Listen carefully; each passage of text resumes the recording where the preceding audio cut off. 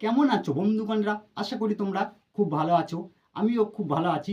আজকে তোমাদের কাছে সনাতন ধর্মে হিন্দু ঘরের একটা গরু খেকোর মহিলার ভিডিওটা প্রথমে দেখাচ্ছি, দেখুন।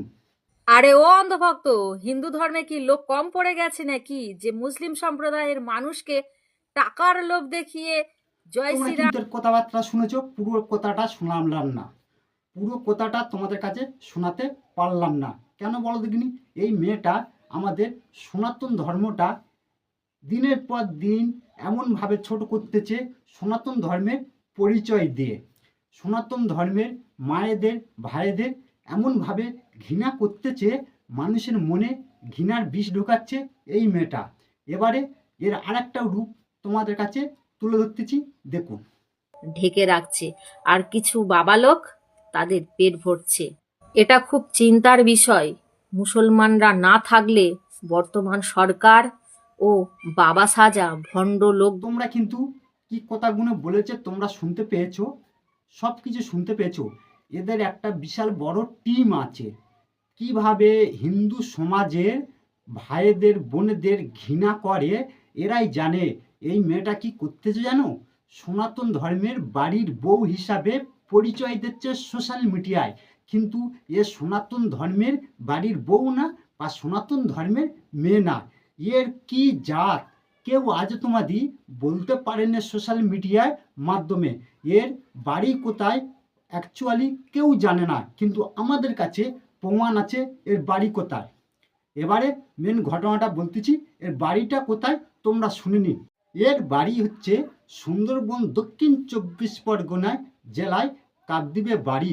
এ অ্যাকচুয়ালি বাংলাদেশি, বাংলাদেশ থেকে ওপার থেকে এসছে। এর মায়ের হাত ধরে এর বাবা থেকে গেছে পাকিস্তানে। কেন বলো দেখিনি? এ তো জারজ সন্তান, ইন্ডিয়ায় এসছে, ইন্ডিয়ায় পরিচয় দিচ্ছে আমি সনাতন ধর্মের মেয়ে বা সনাতন ধর্মের বউ। কিন্তু না, আমরা সনাতন ধর্মের বউয়েদের ভালোভাবে চিনি বা সনাতন ধর্মের মেয়েদের ভালোভাবে চিনি।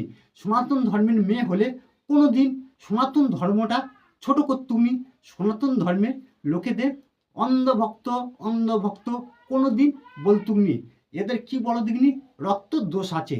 যারা সনাতন ধর্মের নিয়ম কানুন মানে, তারা কোনো দিন সনাতন ধর্মের লোকেদের ছোট করার চেষ্টা নেবে না বা ছোট করতে পারবে না।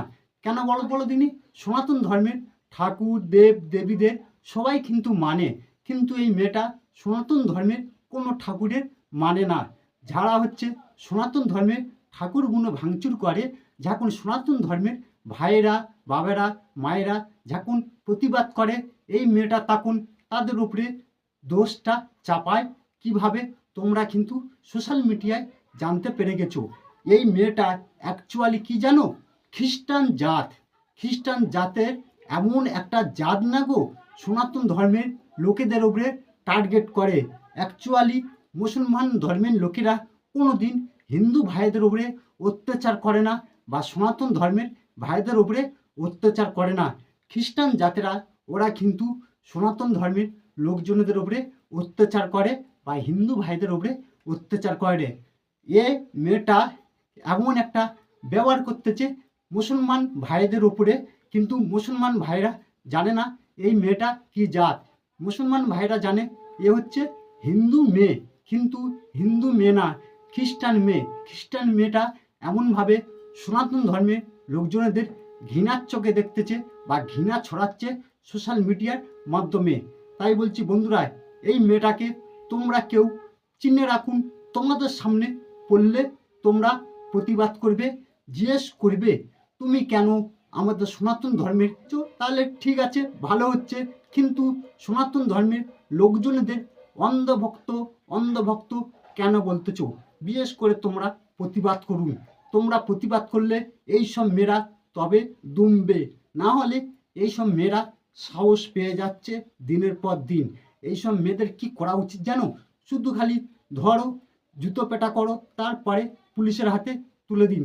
আর বিশেষ করে তোমরা কিন্তু জানতে পেরে যাবে এই মেয়েটার কাহিনিটা সব কিছু সোশ্যাল মিডিয়ায় পর্দা ফাঁস করে দিচ্ছে ফেসবুক কন্টেন্ট ক্রিয়েটাররা বা ইউটিউব কন্টেন্ট ক্রিয়েটাররা।